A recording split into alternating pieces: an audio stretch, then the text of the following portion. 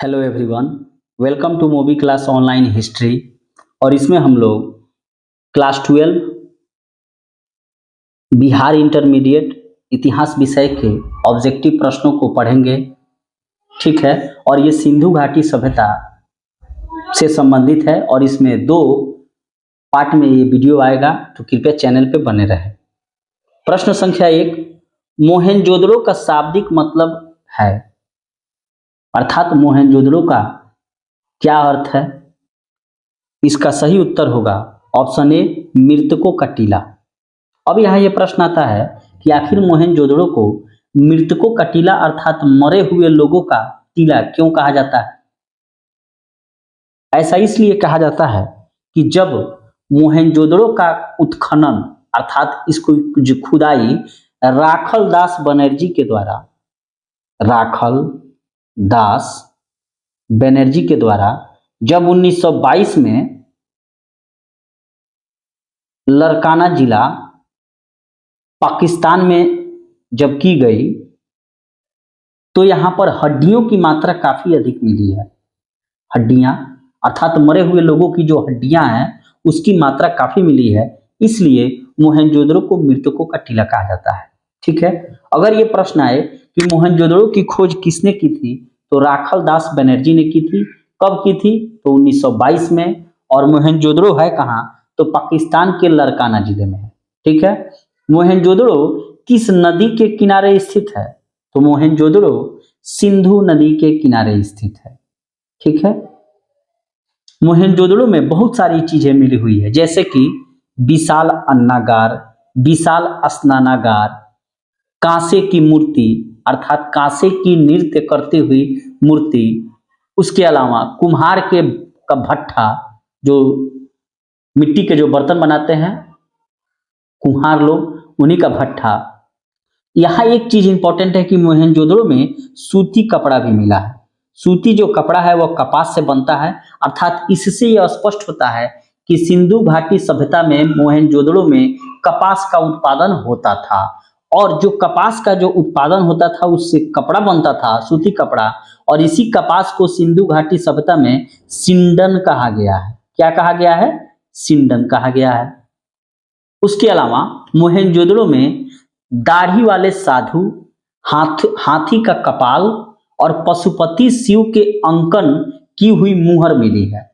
क्या मिली है, पशुपति शिव, भगवान शिव का चित्र किया हुआ मुहर मिली है। मुहर का क्या मतलब होता है, मुहर का मतलब होता है कि जैसे कोई चौकोर धातु हो गया और इस पर आप जो है ठप्पा मारे तो यहाँ चित्र निकल आया। ठीक है। अब हम लोग नेक्स्ट प्रश्न पे चलते हैं। चूंकि चीजों को धीरे धीरे करके एक एक करके एक बार अच्छे से समझ लेने पर जो है कभी आप इसको भूल नहीं पाइएगा, इसलिए एक प्रश्न में लगभग 3 मिनट का समय लग गया। तो कृपया चैनल पे बने रहें, क्योंकि जब भी हम लोग किसी भी प्रश्न को पढ़ते हैं तो उससे संबंधित जो भी रिलेटेड चीजें हैं उसको देख लेने पर प्रश्न कभी भी आपसे नहीं फंसेगा। ठीक है। दूसरा प्रश्न है, हड़प्पा का उत्खनन किया था। ठीक है, ऑप्शन आपके समक्ष है। तो हड़प्पा का उत्खनन किया था ऑप्शन सी, जॉन मार्शल ने। आप यहां कहिएगा कि दयाराम साहनी क्यों नहीं होगा, तो चूंकि मैं आपसे संबंधित इससे संबंधित कुछ चीजों को बता दूं, क्योंकि ये प्रश्न काफी इंपॉर्टेंट है कि हड़प्पा का उत्खनन किसने किया। आप ये भी प्रश्न पूछ सकते हैं कि सिंधु घाटी सभ्यता को हड़प्पा सभ्यता क्यों कहा जाता है। तो सिंधु घाटी सभ्यता को हड़प्पा सभ्यता इसलिए कहा जाता है क्योंकि सर्वप्रथम हड़प्पा में ही खुदाई का कार्य हुआ। इससे संबंधित कुछ चीजों को जान लेते हैं, जैसे कि सर्वप्रथम 1826 ईस्वी में चार्ल्स मेसन ने हड़प्पा नामक स्थल पर एक प्राचीन सभ्यता के दबे होने की बात कही कि यहाँ जो है नीचे कोई प्राचीन सभ्यता है, इसलिए क्योंकि यहाँ का जो ईंट का जो आकार है वो काफी बड़ा है, वो आजकल के जो मनुष्य हैं उनके द्वारा बनाए गए ईंटों से मेल नहीं खाता है। ठीक है। उसके बाद भारतीय पुरातत्व विभाग के जो जनक थे, भारतीय पुरातत्व विभाग के जनक कौन थे, एलेक्जेंडर कनिंघम। इसको याद रखना है, एलेक्जेंडर कनिंघम। ठीक है, तो सबसे पहले किसने हड़प्पा नामक स्थल पर एक प्राचीन सभ्यता के दबे होने की बात कही? तो चार्ल्स मेसन था। लेकिन भारतीय पुरातत्व का जनक माने जाने वाले अलेक्जेंडर कनिंघम ने यह कहा, यहां पर ये गए और यहां पर इन्होंने घूमे फिरे, लेकिन इनको सही से कुछ जानकारी ये भी नहीं समझ सके कि यहां कुछ है। ठीक है, उसके बाद सर जॉन मार्शल ने, जो 1921 ईस्वी में भारतीय पुरातत्व विभाग के अध्यक्ष जब बने, यानी कि पहले अध्यक्ष कौन हुए? तो अलेक्जेंडर कनिंघम।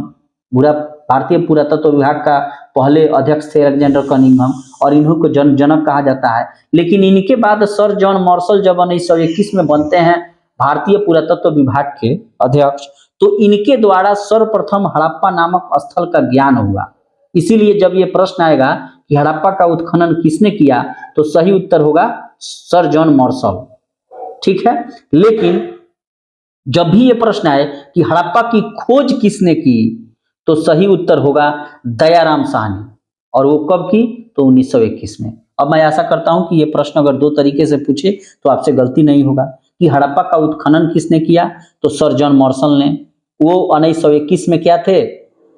भारतीय पुरातत्व विभाग के अध्यक्ष थे। लेकिन जब भी ये प्रश्न आए कि हड़प्पा की खोज किसने की, तो इसका उत्तर होगा दयाराम साहनी 1921। ठीक है, अगर ये प्रश्न आए कि भारतीय पुरातत्व विभाग के जनक कौन थे, तो अलेक्जेंडर कनिंघम। ठीक है, अब यहां पर हड़प्पा से संबंधित कुछ चीजों को हम लोग देख लेते हैं। जैसे कि हड़प्पा जो है वह किस नदी के किनारे स्थित है? हड़प्पा, आप तो यहां समझ गए कि सिंधु घाटी सभ्यता क्यों कहा जाता है, क्योंकि सबसे पहले हड़प्पा में ही खुदाई का कार्य हुआ था, इसीलिए इसी के नाम पर पूरे सभ्यता का नाम पड़ गया हड़प्पा सभ्यता या सिंधु घाटी सभ्यता। तो हड़प्पा सभ्यता जो है वह सबसे पहले रावी नदी के किनारे है। किस नदी के किनारे है? रावी नदी के। लेकिन मोहनजोदड़ो सिंधु नदी के किनारे था। ठीक है, और ये कहाँ है हड़प्पा सभ्यता? हड़प्पा स्थल जो है यह कहाँ है? तो रावी नदी के किनारे, और मोंटेगरी जिला है पाकिस्तान का। पाकिस्तान में ये भी है। मोहनजोदड़ो भी पाकिस्तान के लरकाना जिले में था। ठीक है, और इसके खोजकर्ता कौन है? तो दयाराम साहनी है। 1921 में खोज किए थे। लेकिन हड़प्पा का उत्खनन किसने किया? तो सर जॉन मार्शल ने।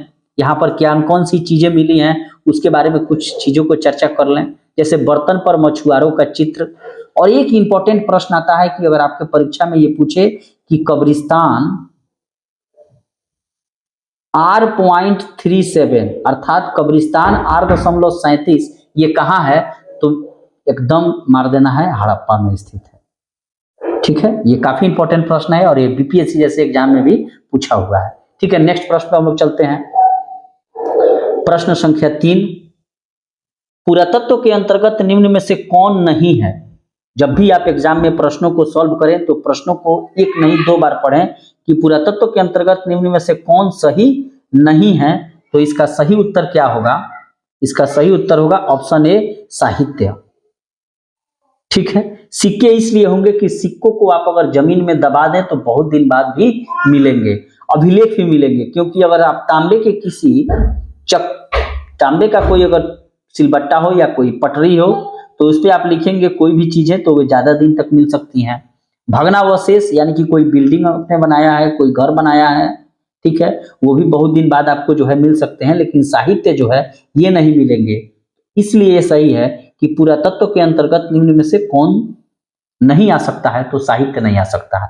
अब यहाँ पे भी एक प्रश्न है कि ये पुरातत्व आखिर है क्या? पूरा मतलब पुराना और तत्व मतलब जो चीजें हैं उपलब्ध हैं, यानी कि पुराना तत्व निम्न में से कौन सा नहीं हो सकता है? साहित्य नहीं हो सकते हैं, क्योंकि साहित्य मिट जाते हैं, खत्म हो जाते हैं, किताबें सड़ नहीं जाती हैं। नेक्स्ट प्रश्न पे हम लोग चलते हैं। प्रश्न संख्या 4, किस वर्ष में सिंधु सभ्यता खोजी गई? ठीक है, तो सिंधु सभ्यता किस वर्ष में खोजी गई? इसका सही उत्तर क्या होगा? ऑप्शन आपके समक्ष। इसका सही उत्तर होगा ऑप्शन ए 1921 में। ठीक है, सिंधु सभ्यता की खोज 1921 में की थी। और किसने खोजा था? तो दयाराम साहनी ने। ठीक है, नेक्स्ट प्रश्न में हम लोग चलते हैं। इसमें एक और चीज है, 1922 में क्या खोजी गई तो मोहनजोदड़ो। की खोज किसने की थी? राखल दास बनर्जी ने। ठीक है, और ये कहाँ है? मोहनजोदड़ो तो पाकिस्तान के लरकाना जिले में स्थित है और सिंधु नदी के किनारे है। और हड़प्पा किस नदी के किनारे है? तो रावी नदी के किनारे है, मोंटेगरी पाकिस्तान में। नेक्स्ट प्रश्न में चलते हैं। हड़प्पा सभ्यता किस युग की सभ्यता है? लौह युग की, कांस्य युग की, उपयुक्त दोनों इनमें से कोई नहीं। इसका सही उत्तर क्या होगा कि हड़प्पा सभ्यता जो है वह कांस्य युगीन सभ्यता है, लौह युग की सभ्यता नहीं है। ठीक है, कांस्य युग की सभ्यता क्यों है? क्योंकि यहां तांबा और कांसा, तांबा और टीन से मिले धातु मिले हैं, और तांबा और टीन को जब आप मिला दीजिएगा तो क्या बन जाएगा? कांसा बन जाएगा। ये भी प्रश्न साइंस के जो स्टूडेंट हैं वे पढ़े होंगे, या 10वीं में आप पढ़े होंगे कि तांबा और टीन को मिला देने से क्या मिलता है? कांसा मिलता है।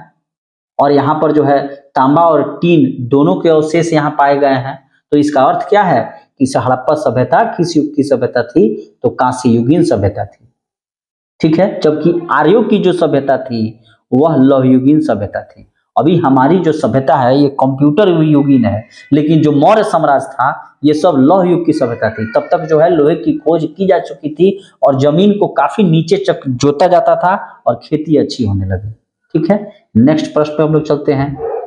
प्रश्न संख्या 6, हड़प्पा सभ्यता का नगर था एक स्तरीय, दो स्तरीय, तीन स्तरीय, इनमें से कोई नहीं। इसका सही उत्तर होगा ऑप्शन बी, दो स्तरीय। आप जानते हैं कि कोई भी हमारा समाज हो वहां अमीर और गरीब का सिस्टम रहता ही है। उसी तरह हड़प्पा सभ्यता में भी दो चीजें थी। जो लोग ऊंचाई पे रहते थे वे अमीर थे, और जो लोग निचले हिस्से में रहते थे वे लोग गरीब थे। ठीक है, यहाँ जो भी आप दुर्ग देखेंगे हड़प्पा सभ्यता के अंतर्गत, वहाँ जो निचले हिस्से में जिन लोगों का घर बना था, ठीक है, और एक ऊपरी हिस्से में कुछ लोगों का घर बना था जहाँ पर 2 मंजिले मकान थे, तो इसी से पता चल जाता है कि हड़प्पा सभ्यता का नगर कैसा था। तो 2 स्तरीय था, अर्थात श्रमिकों के, गरीबों के रहने के लिए अलग था और अमीरों के रहने के लिए अलग सिस्टम था। नेक्स्ट प्रश्न पर हम लोग चलते हैं। प्रश्न संख्या 7, लोथल और धौलीबोरा किस राज्य में स्थित है? ये काफी इंपॉर्टेंट प्रश्न है। ऑप्शन आपके समक्ष है। इसका सही उत्तर होगा ऑप्शन सी, गुजरात। ऐसा क्यों है? देखिए, गुजरात में जो है लोथल स्थित है, और लोथल एक प्रकार का क्या था? बंदरगाह था। ठीक है, और धौलावीरा भी जो है ये भी गुजरात में स्थित है। देखिए कितना उस समय लोग डेवलप थे कि बंदरगाह था। लोथल के बारे में आपको बता दें कि सिंधु घाटी सभ्यता के अंतर्गत जितने भी घर बने थे उनके दरवाजे सड़क के पिछवाड़ा की तरफ खुलते थे, लेकिन लोथल का जो घर था उसके घर के दरवाजे और खिड़कियां सड़क के तरफ खुलते थे। इसका मतलब है कि व्यापारी आएंगे और यहाँ दुकान रहेगा, और यहाँ से सामान खरीदेंगे और पानी के रास्ते अन्य सभ्यताओं में लेकर जाएंगे। आपको अभी करंट की मैं बात बता दूं कि भारत सरकार द्वारा जो है यहाँ लोथल जो गुजरात है यहाँ पर फिर से एक पोर्ट को डेवलप किया जा रहा है वर्तमान में। सिंधु घाटी सभ्यता में तो थी। धौलावीरा से संबंधित और लोथल से संबंधित कुछ और चीजों को चर्चा। लोथल जो है ये किस नदी के किनारे स्थित है? तो लोथल भोगोवा नदी के किनारे स्थित है। भोगोवा नदी के किनारे स्थित है, और कहाँ है? तो गुजरात में है। ठीक है, और लोथल की खोज किसने की थी? तो रंगनाथ राव ने की थी। किसने की थी? रंगनाथ राव के द्वारा की गई थी। कब की गई थी? 1957 में। आजादी के बाद भारत और पाकिस्तान का बंटवारा हो गया, तो जो भी चीजें खोजें होंगी वे 47 की बाद में बिहार में ये हमारे देश में होंगी। हम तो पाकिस्तान में जा नहीं सकते हैं, तो अपने ही देश में जो ये स्टेट हैं, राजस्थान, उत्तर प्रदेश, गुजरात, हरियाणा, यहीं पर खोजेंगे। तो लोथल किस नदी के किनारे है? तो लोथल आपको भोगवा नदी के किनारे है, गुजरात में है, और ये एक बंदरगाह था। और इसकी खोज रंगनाथ राव ने की थी। कब की थी? तो 1957 में। और लोथल से कौन कौन सी चीजें मिली हैं? अन्नागार, सोने के मन का कारखाना, गोदीबाड़ा अर्थात बंदरगाह।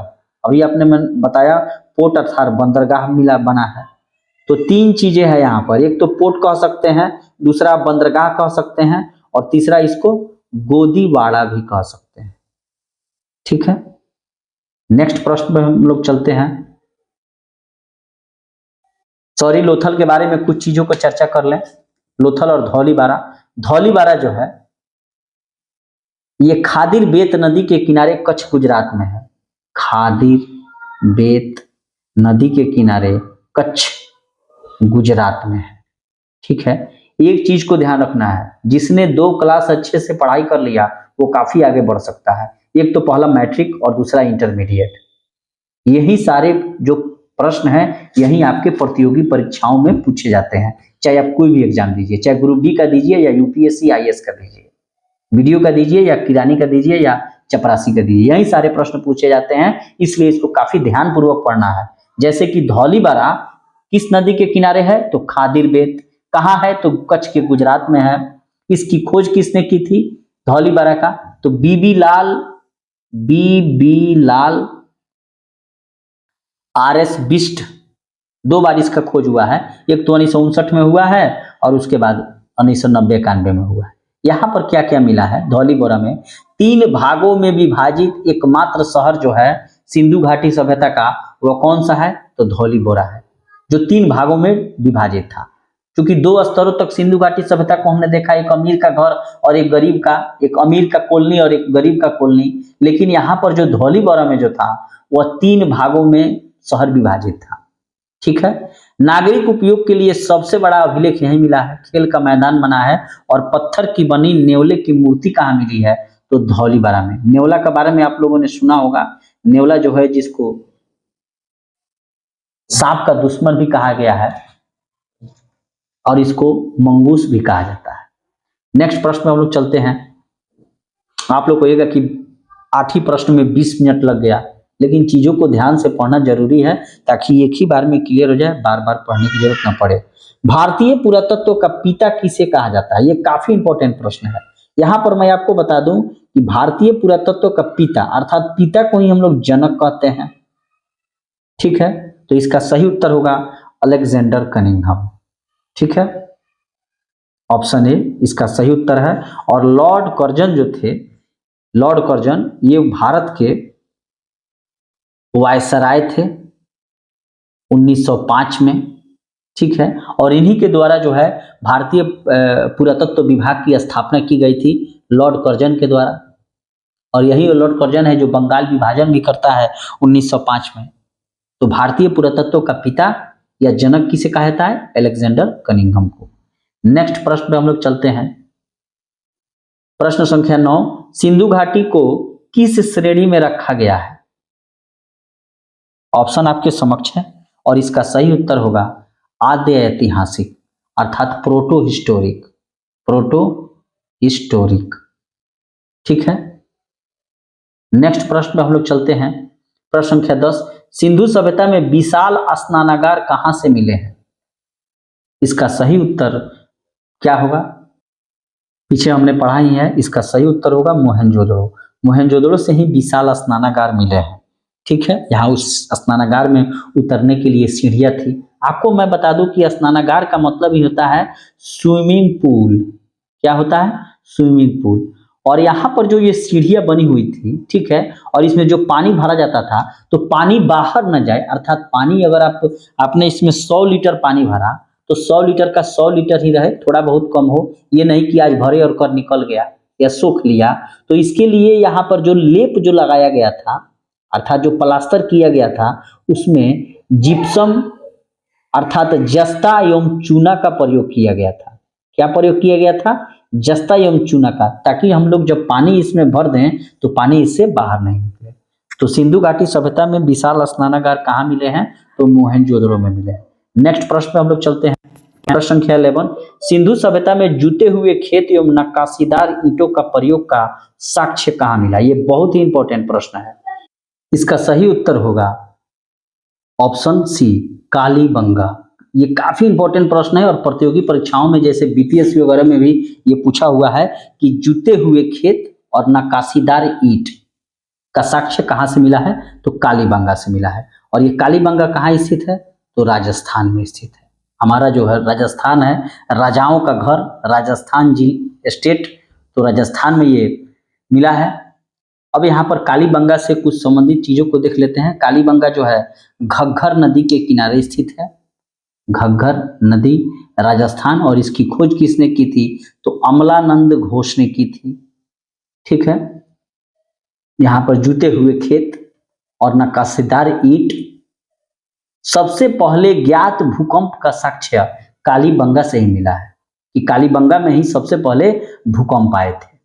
अग्निकुंड, ऊंट की हड्डियां, कच्ची अमलंकृत ईंट, पकी मिट्टी का हल, ये सब कालीबंगा से मिले हैं। और कालीबंगा कहाँ है? तो घग्गर नदी के किनारे राजस्थान में है। नेक्स्ट प्रश्न पे चलते हैं। सिंधु सभ्यता में पशुपति नाथ की मूर्ति एवं कांस्य की नर्तकी कहाँ से मिला है? ये बहुत ही इंपॉर्टेंट प्रश्न है और पीछे हम लोगों ने इसके बारे में चर्चा भी किया था कि पशुपति नाथ की मूर्ति अर्थात भगवान शिव की और कांस्य की नर्तकी कहाँ से मिला है? तो मोहनजोदड़ो से मिला है।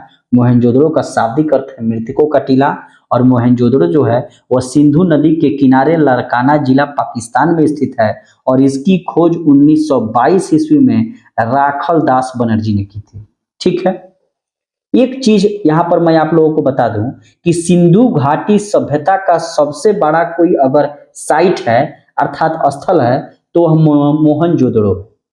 ठीक है, अगर ये प्रश्न पूछे कि सिंधु घाटी सभ्यता का सबसे बड़ा जो स्थल है, सबसे बड़ा स्थल, तो कौन है? मोहनजोदड़ो है। लेकिन अगर ये पूछे कि भारत में सिंधु घाटी सभ्यता का सबसे बड़ा स्थल कौन है, तो ये होगा राखी गढ़ी। राखी गढ़ी कहाँ है? तो हरियाणा में है। ठीक है, राखी गढ़ी कहाँ है? तो हरियाणा में है और ये भी घग्गर नदी के किनारे है। इस चीज को याद रखना है। और इसकी खोज 1963 ईस्वी में सूरज भान ने की थी। प्रश्न को एक बार और सुने कि सिंधु घाटी सभ्यता का सबसे बड़ा स्थल तो मोहनजोदड़ो, लेकिन यही शब्द अगर भारत लगा दे कि भारत में सिंधु घाटी सभ्यता का सबसे बड़ा स्थल, तो राखी गढ़ी होगा जो घग्गर नदी के किनारे हरियाणा में है और उसकी खोज सूरज भान ने की थी। ठीक है, नेक्स्ट प्रश्न में हम लोग चलते हैं। प्रश्न संख्या 13, हड़प्पा रावी नदी के किनारे है तो मोहनजोदड़ो किस नदी के किनारे है? मोहनजोदड़ो सिंधु नदी के किनारे है और हड़प्पा रावी नदी के किनारे है, दोनों पाकिस्तान में स्थित है। नेक्स्ट प्रश्न पे चलते हैं। किस सिंधु सभ्यता स्थल से मिट्टी के बने हल मिले? ये काफी इंपॉर्टेंट प्रश्न है और प्रतियोगी परीक्षाओं में भी पूछा हुआ है। इस प्रश्न का सही उत्तर होगा ऑप्शन ए, बनमाली। बनमाली से जो है वह मिट्टी के बने हल प्राप्त हुए हैं। अब बनमाली से संबंधित कुछ चीजों को चर्चा कर लेते हैं कि बनमाली स्थल जो है कहाँ? यह रंगोई नदी के किनारे है हरियाणा में। रंगोई नदी के किनारे कहाँ है? तो हरियाणा डिस्ट्रिक्ट, हरियाणा स्टेट में है। ठीक है, आर एस बिष्ट द्वारा इसकी खोज की गई थी और स्वर्ण का पट्ट यहीं से मिला है, सोने का पट्टा। तांबे की बनी मछली पकड़ने की बंसी कहाँ से मिली है? देखिए सिंधु घाटी सभ्यता के लोग कितने डेवलप थे कि बंसी भी मिला है। बंसी ऐसे ही ना बंसी रहता है, इसमें जो है मछली आके फंस जाती है। तो तांबे की बनी बंसी कहाँ से मिली है? तो यहीं से मिली है। इसीलिए ना सिंधु घाटी सभ्यता में जो है जिसे हम लोग कांस्य युगीन कहते हैं, क्यों? क्योंकि यहाँ से तांबा भी मिला है और टीन भी मिला है, और जब दोनों को मिला दीजिएगा तो कांसा बन जाएगा। सिंधु घाटी सभ्यता के लोगों को लोहे का ज्ञान नहीं था। लोहे का ज्ञान बाद में जाकर हुआ है, तब जाकर नगर विकसित हुए हैं। जैसे सबसे प्रारंभिक नगर मगध था, पटना वाला। ठीक है, नेक्स्ट प्रश्न पे चलते हैं, उसको कंप्लीट किया जाएगा। अगर चैनल पे नए हैं तो चैनल को सब्सक्राइब करना ना भूलें। प्रत्येक दिन जो है आपको बिहार इंटरमीडिएट अर्थात क्लास 12 के जो भी इतिहास विषय के सब्जेक्टिव और ऑब्जेक्टिव जो प्रश्न होंगे उसको पूरे अच्छे तरीके से समझाकर अपलोड किया जाएगा। अगर इस वीडियो में आपको कोई कमी नजर आती है तो उस कमी को अगर आप कमेंट में बॉक्स में जाकर कमेंट कीजिएगा तो उससे हमको पता ये चलेगा कि इसमें अगर कोई कमी हो तो उसको सुधार किया जाएगा। ठीक है, तो कमेंट करना ना भूलें। मिलते हैं एक नए वीडियो में, तब तक के लिए थैंक यू।